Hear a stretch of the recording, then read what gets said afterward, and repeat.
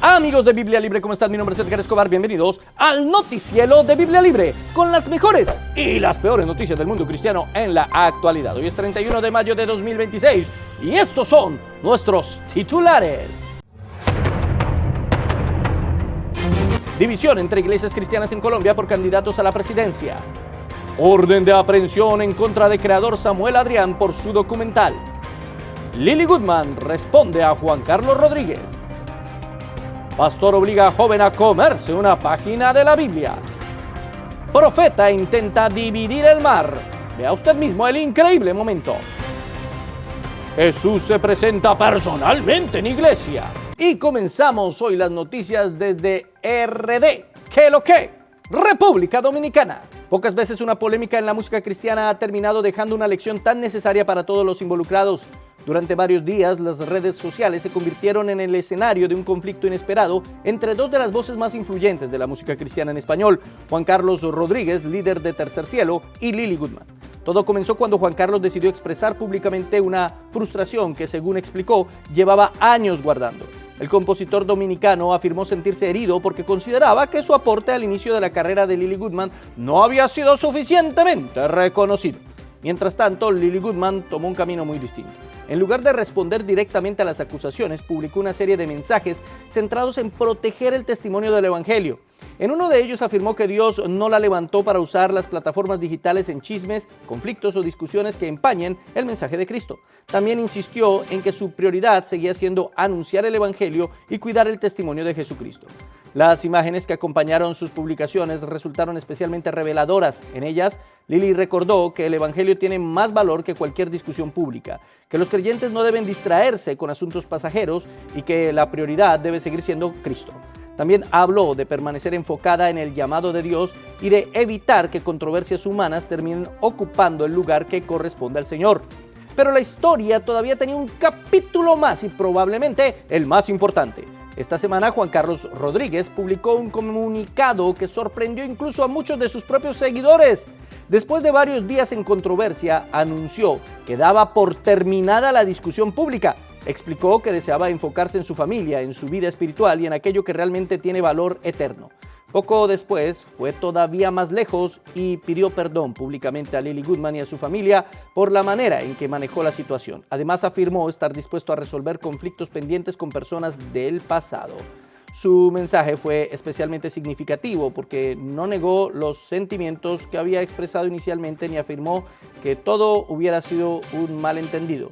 Más bien reconoció que la forma de manejar el conflicto públicamente no había sido la mejor y manifestó su deseo de reconciliación. ¡Qué bueno que se reconcilien! ¡Aplausos, aplausos, aplausos! Muy bien, ahora queremos verlos abrazándose, charlando, tomándose un café. Sería muy bueno, sería un gran testimonio para el pueblo cristiano. La palabra de Dios dice en Colosenses 3:13, soportándoos unos a otros y perdonándoos unos a otros, si alguno tuviere queja contra el otro, de la manera que Cristo os perdonó, así también hacedlo vosotros. Sí, señores, hay que reconocer nuestros errores. Muy bien, Juan Carlos, esto está muy bien. Seguimos con las noticias y ahora vamos a Colombia. Sí, señores, Colombia, tierra querida, ay Dios mío, por la cual sufrimos tanto. Y esta semana ha sido noticia porque parece que el creador de contenido, Samuel Adrián, ha recibido una orden de arresto. Sí, señor, de parte de Colombia. La controversia alrededor de Samuel Adrián y su documental Colombia, fábrica de niños trans, acaba de subir de nivel. Ya no se trata solamente de críticas, debates en redes o intentos de bajar un video incómodo. Según denunció el propio creador del contenido, ahora existiría una orden de aprehensión en su contra y una multa de aproximadamente $7,200. Todo en medio del proceso que enfrenta tras la publicación de su documental sobre menores, transición de género y presuntos procedimientos cuestionables en Colombia. En un video difundido en sus redes sociales, Samuel Adrián calificó la orden como injusta y pidió a sus seguidores que lo apoyaran compartiendo la información. El influencer sostiene que no está siendo perseguido por mentir, sino por exponer un tema incómodo que muchos preferirían dejar bajo la alfombra, justo al lado de otros debates que la sociedad moderna quiere resolver gritando ¡censura!, antes que permitir una conversación seria. El caso gira alrededor del documental Fábrica de Niños Trans, una producción que denuncia el avance de tratamientos y procesos de afirmación de género en menores dentro del país. Desde su lanzamiento, el material provocó fuertes reacciones, apoyos, críticas y acciones legales que, según Adrián, buscan frenar su difusión. La ironía es evidente. Si la intención era que nadie hablara del documental, la estrategia salió como manual de cómo viralizar algo en redes en 3 pasos. Primero, se publica el documental, luego se intenta apagar el incendio con gasolina judicial y finalmente miles de personas que no sabían quién era Samuel Adrián terminan preguntándose por qué un creador de contenido enfrenta una orden de aprehensión por un trabajo de investigación. Más allá de estar de acuerdo o no con cada afirmación del documental, el punto preocupante es otro. Cuando un tema de interés público se responde con persecución legal antes que con argumentos, datos y debate abierto, la discusión deja de ser solo sobre Samuel Adrián y pasa a ser sobre libertad de expresión, censura y derecho de los ciudadanos a cuestionar asuntos que involucran a menores de edad. Muy mal hecho por las autoridades de Colombia. Yo vi el documental también, son afirmaciones, es una investigación bastante seria. Yo no entiendo por qué prefieren simplemente acudir a los ámbitos judiciales en vez de presentar el debate público. Eso lo que parece demostrar es que están absolutamente equivocados. Oramos para que todo se solucione con el señor Samuel Adrián. Y seguimos en Colombia, pero ahora con nuestro flash informativo.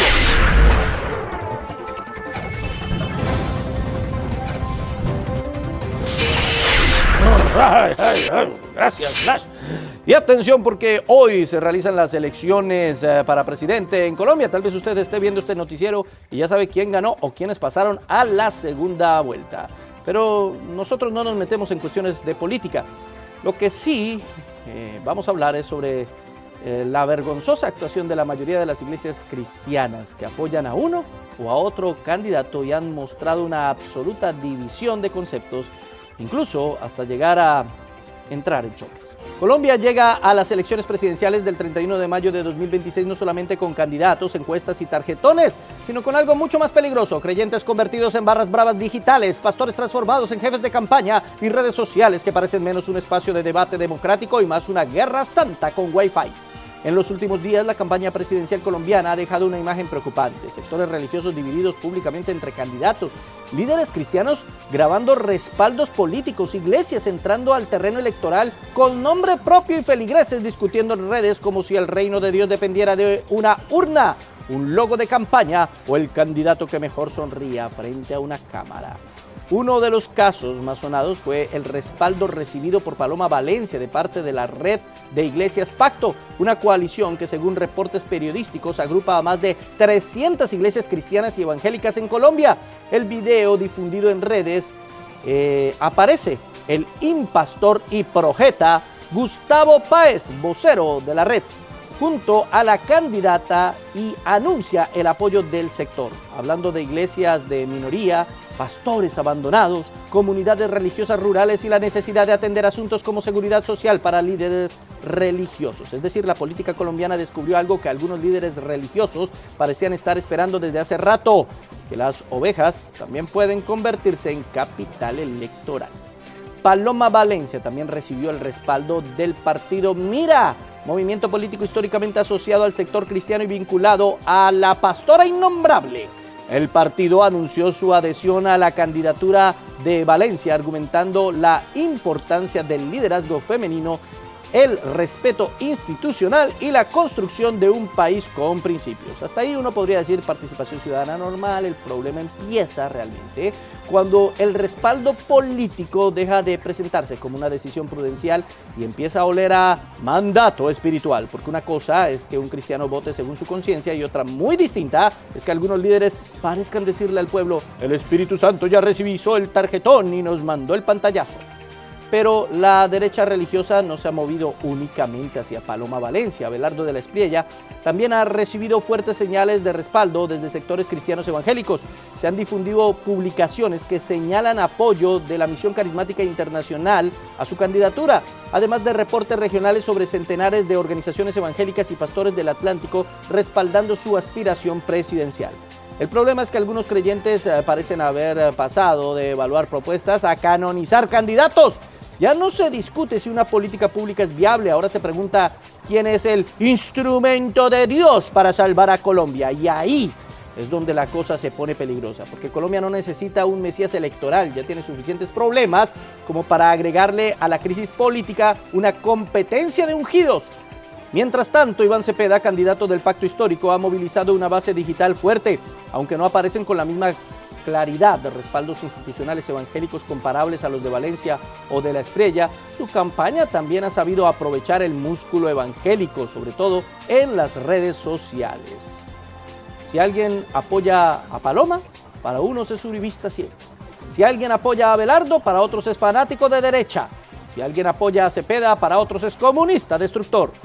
Si alguien no apoya a ninguno, entonces es tibio, vendido o cómplice. ¡Qué maravilla de madurez democrática! El país entero convertido en un grupo de WhatsApp familiar después del almuerzo dominical. La crítica no es que los cristianos participen en política, al contrario, deben hacerlo, deben votar, pensar, evaluar propuestas, exigir justicia, defender la vida, la familia, la libertad religiosa, la seguridad, la dignidad humana y el bien común.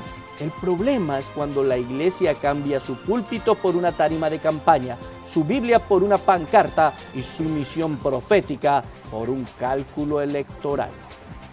Sí, señores, por favor, mire, aquí no tomamos partido por ninguno, nos da igual, pero no rompa hermandad y amistad con las personas por estos candidatos que hoy se odian, generan odios y mañana hacen pactos entre ellos, porque eso es lo que va a pasar mañana, si no es que ya pasó.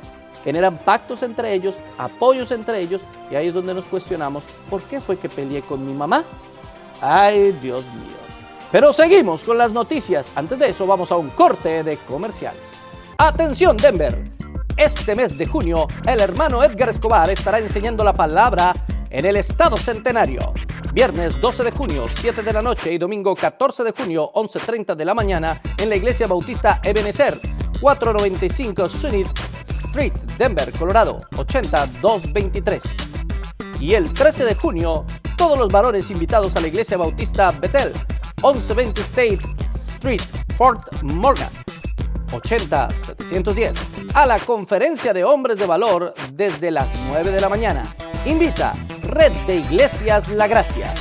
Es un evento que no te puedes perder. Y atención, atención, noticia de última hora. Parece que Jesús asistió a un culto en Australia. Sí, señores, así como lo oyen.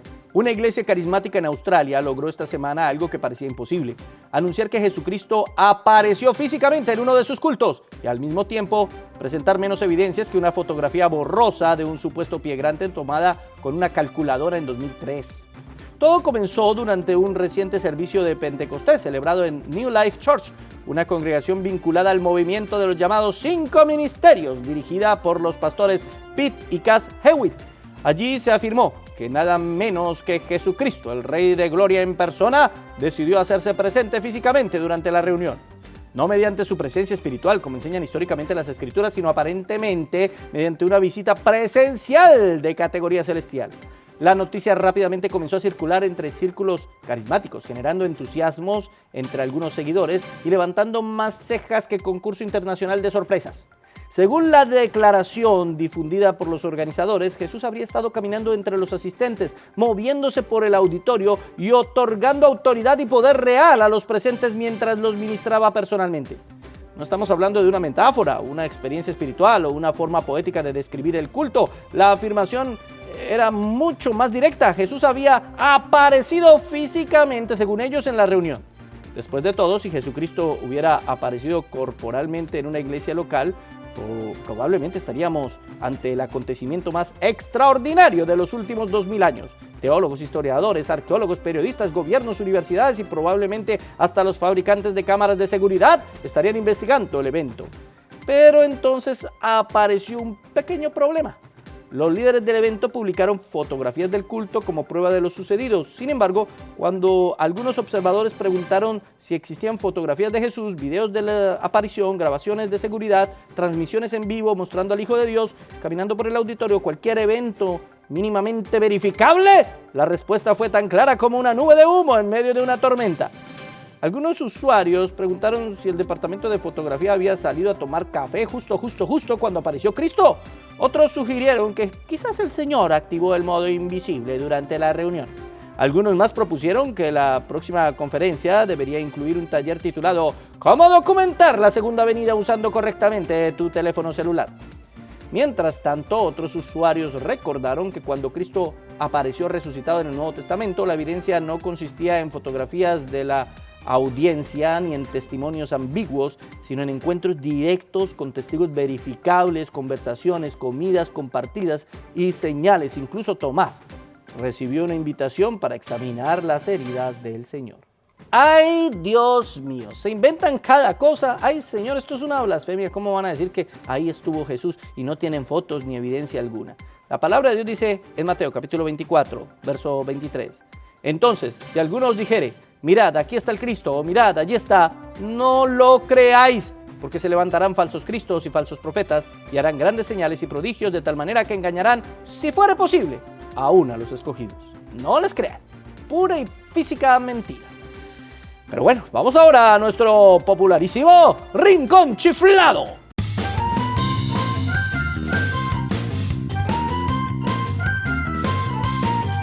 Y hoy no es una, son dos noticias del Rincón Chiflado. Comencemos en el día de hoy por algo que sucedió aquí en los Estados Unidos. ¡Ay, Dios mío! Lo que ocurrió en una conferencia cristiana celebrada recientemente en Parkersburg, Virginia Occidental, ha dejado a miles de personas preguntándose si asistieron a un culto o a un concurso gastronómico o al episodio piloto de MasterChef profético. Todo comenzó cuando el conocido conferencista carismático Kevin Leal participaba en una reunión organizada por Rock Church. En medio del servicio, el pastor David Chisholm compartió una supuesta visión acerca de un adolescente llamado Ethan.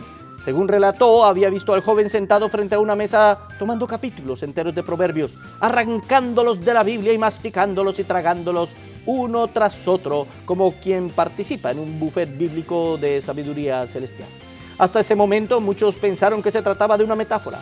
Después de todo, los cristianos suelen hablar de alimentarse de la palabra, devorar las escrituras o tener hambre de Dios. El problema apareció cuando algunos decidieron que las figuras literarias no son lo suficientemente entretenidas y que era momento de llevar la interpretación bíblica a niveles gastronómicos experimentales. Tras escuchar la visión, Kevin Leal tomó el micrófono y anunció algo parecido a «No van a creer lo que voy a hacer». Para desgracia de la gramática, la hermenéutica y la lógica básica, efectivamente nadie lo creyó. Hasta que ocurrió.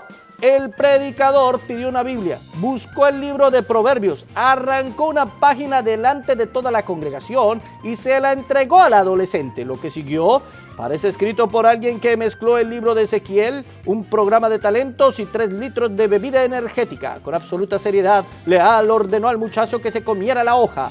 No que la leyera, no que la estudiara, no, que la memorizara tampoco, que se la comiera literalmente.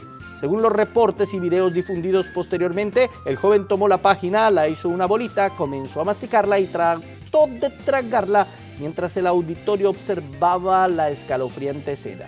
A medida que el papel avanzaba lentamente por el sistema digestivo del muchacho, el predicador comenzó a proclamar que el poder de Dios estaba entrando en él. Cuando el adolescente tuvo dificultades para tragar el improvisado almuerzo de celulosa inspirada, incluso pidió agua para ayudar a que la página descendiera por donde normalmente descienden los alimentos. La situación se volvió todavía más surrealista cuando el conferencista comenzó a declarar sobre el joven un futuro de prosperidad, sabiduría y abundancia financiera, afirmando que tendría casas antes que otras personas y que una poderosa unción estaba descendiendo sobre él mientras terminaba de procesar el capítulo de Proverbios que acababa de digerir. Lo cierto es que un adolescente terminó comiéndose una página de la Biblia, cientos de personas lo celebraron, millones vieron el video en internet y una generación completa descubrió que cuando la sana interpretación bíblica abandona el edificio, cualquier cosa puede terminar en el menú. Es cierto lo que dice el Salmo 119, 103, «Cuán dulces son a mi paladar tus palabras, más que la miel en mi boca sedienta». Pero esto ya es ridículo. ¿Cómo ridículo es lo que pasó con un pastor que intentó dárselas de Moisés? Un insólito episodio se convirtió en una de las escenas más comentadas de las redes sociales esta semana, luego de que un supuesto pastor africano decidiera que caminar por fe ya no era suficiente y que había llegado el momento de intentar abrir el mar como Moisés. El resultado, no fue precisamente el esperado. Según las imágenes viralizadas en diversas plataformas, el hombre se dirigió hasta una playa acompañado por varias personas que observaban la escena y registraban todo con sus teléfonos celulares. Con evidente convicción, el supuesto líder religioso se acercó a la orilla, dispuesto a recrear uno de los milagros más espectaculares del Antiguo Testamento, la separación de las aguas del Mar Rojo, narrada en Éxodo 14. El problema fue que el océano aparentemente no había sido informado del programa del evento. Mientras el hombre avanzaba hacia el agua realizando gestos similares a los que suelen representarse en películas sobre Moisés, el mar respondió de una forma poco cooperativa. En lugar de dividirse en dos enormes partes de agua, dejando un camino seco en medio, las olas continuaron haciendo lo que exactamente hacen las olas siempre: moverse de un lado para otro sin mostrar el menor interés en obedecer al improvisado Moisés del siglo XXI. Lo que siguió fue aún más inesperado. Una fuerte ola golpeó al hombre y lo arrastró mar adentro durante varios segundos, provocando momentos de tensión entre quienes observaban la escena. El video muestra cómo el supuesto pastor lucha por recuperar el equilibrio mientras las aguas que debían ser controladas terminan controlándolo a él. En cuestión de horas, las imágenes comenzaron a circular masivamente en Instagram, Facebook, X y otras plataformas, generando miles de comentarios. El supuesto pastor terminó ofreciendo una demostración involuntaria de una importante lección bíblica. Antes de intentar abrir el Mar Rojo, quizás conviene asegurarse de que Dios fue quien dio la orden y no simplemente una idea que apareció después de ver demasiadas películas bíblicas el fin de semana. ¡Ay, Dios mío!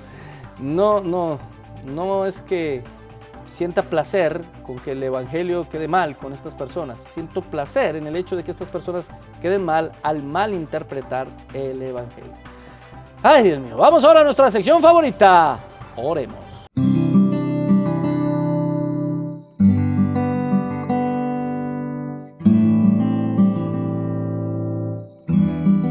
Oremos por las elecciones presidenciales de Colombia, para que el Señor haga su voluntad y las personas puedan seguir en armonía sirviendo a Cristo. Oremos por el creador de contenido Samuel Adrián, para que se haga justicia en su caso y se caiga la orden de aprehensión en su contra. Oremos por la terrible crisis en el Congo, para que el Señor tenga misericordia y sane a aquellos que están enfermos de ébola. Oremos por la persecución en Nigeria, que no ha parado en la última semana. Oremos, mis hermanos, no nos cansemos de orar. Oremos.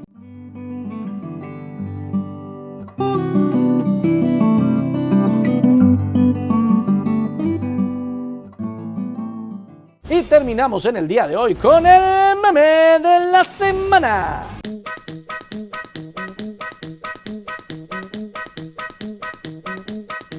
Sí, señores, cada cual va a dar cuenta. Usted vote por el que quiera, usted siéntase libre, si está en su convicción, hágalo, pero no juzgue a su hermano por quién está votando. No emita juicios de valor, no se ponga a pelear con la familia ni con el hermano en Cristo y a que no vuelva en esa iglesia. No. Bueno, si en la iglesia le dan el púlpito a un político, ahí sí no vuelva. Los cristianos tenemos un sentido político, participamos en la política como ciudadanos, no como cristianos, aunque nuestra ética no se puede dividir, obviamente. Nuestra ética es una ética cristiana cuando elegimos. Espero que Dios bendiga a Colombia, que tenga misericordia de nuestro país. Y si usted ha sido edificado con este video, por favor dele like, comparta por todas las redes sociales, haga un comentario, mi hermano, suscríbase, también hágase miembro del canal, todo eso nos ayuda muchísimo. Mucho más material esta semana y gracias por haber estado con nosotros aquí en el noticiero de Biblia Libre. Vámonos a votar, Quique. Llegó la hora. A votar.